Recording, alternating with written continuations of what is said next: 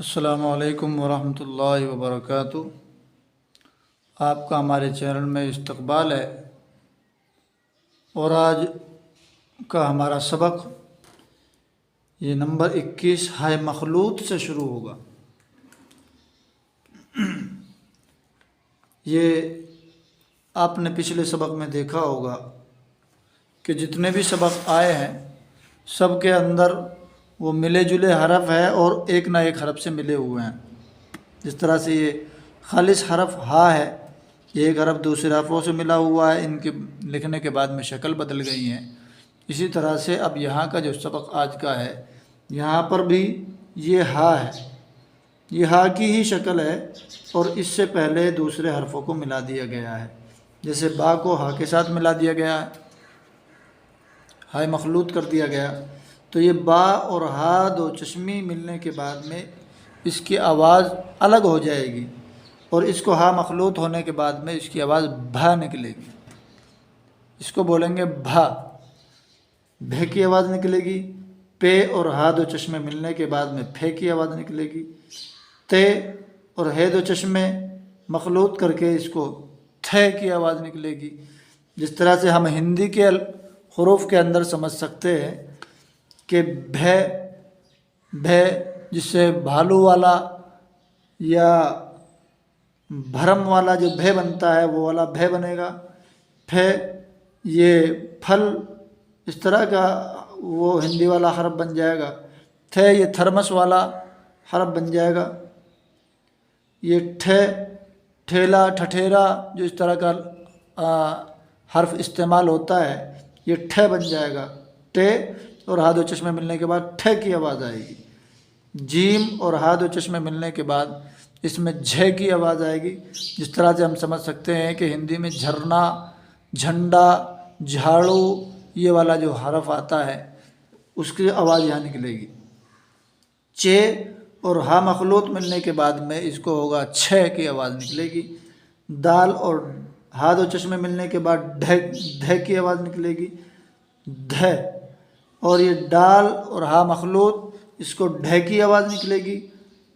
ڑے اور ہا دو چشمی مخلوط ہونے کے بعد ڑھے کی آواز نکلے گی۔ جس طرح ہندی میں سمجھ سکتے ہیں کہ پڑھ، پڑھ کا جو آخر کا حرف ہے ڑھے، وہ اس طرح کی یہ آواز نکلے گی۔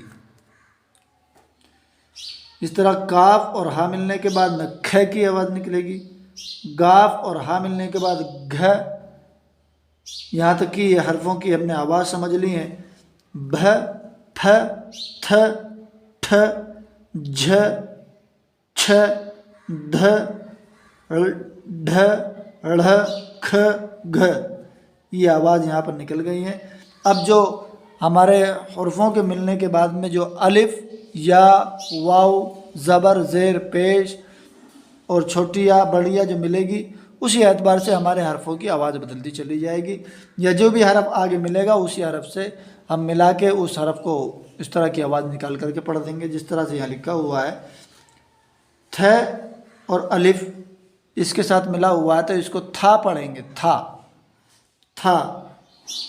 کھ اور الف کی آواز، اس کو کھا پڑھیں گے، تھا، کھا۔ اب یہ بھے اور رے کی آواز ملنے کے بعد اس کو بھر پڑھیں گے، بھر۔ یہ بھس، بھے اور سین یہ بھس ہو جائے گا۔ بھے، ٹے ملنے کے بعد بھٹ، بھٹ اس کی آواز نکلے گی۔ پھے اور رے اس کی آواز پھر نکلے گی۔ یہ ڈھے ہو گیا، ڈال اور ہا مخلوط یہاں تک ملے گی تو اس کی آواز ڈھے ہو جائے گی۔ آگے با ہے تو اس کو زبر لگا کر کے پڑھ دیں گے، ڈھب۔ ڈال اور ہا مخلوط اس کی آواز یہاں تک ڈھے ہو گئی اور کاف ساکن ہو گیا تو اس کو ہم ڈھک پڑھیں گے، ڈھک۔ اسی طرح یہ تھم، جھٹ اس کو ہم زیر لگا کر کے پڑھیں گے، چھن، زبر لگا کے پڑھ دیں گے تو چھن ہو جائے گا، پیش لگا کے پڑھ دیں گے چھن ہو جائے گا۔ ابھی اس میں کچھ زبر زیر پیش لکھا ہوا نہیں ہے، جو الفاظ مناسب ہیں جیسے چھت، چھ اور تے ملنے کے بعد چھت ہو جائے گا۔ دھر یہ زبر کے ساتھ را سے ملا ہوا ہے، دھر۔ یہ کھے لام زیر کے ساتھ لام ساکن ہے، इसे पढ़ेंगे खिल, ये फे लाम ज़बर के साथ पढ़ेंगे फल, ये खे रे इसको पेश के साथ पढ़ेंगे खुर, ये पढ़ेंगे घर, ये लाम है और ये या काफ और हा मिल करके खे बना है, तो लाम खे साकिन हो जाएगा, तो इसे पढ़ेंगे लिख।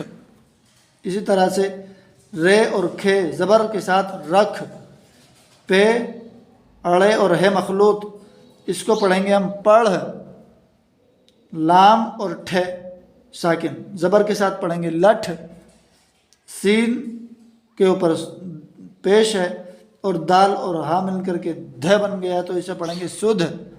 ये उम्मीद है कि आपको ये सबक समझ में आ गया होगा।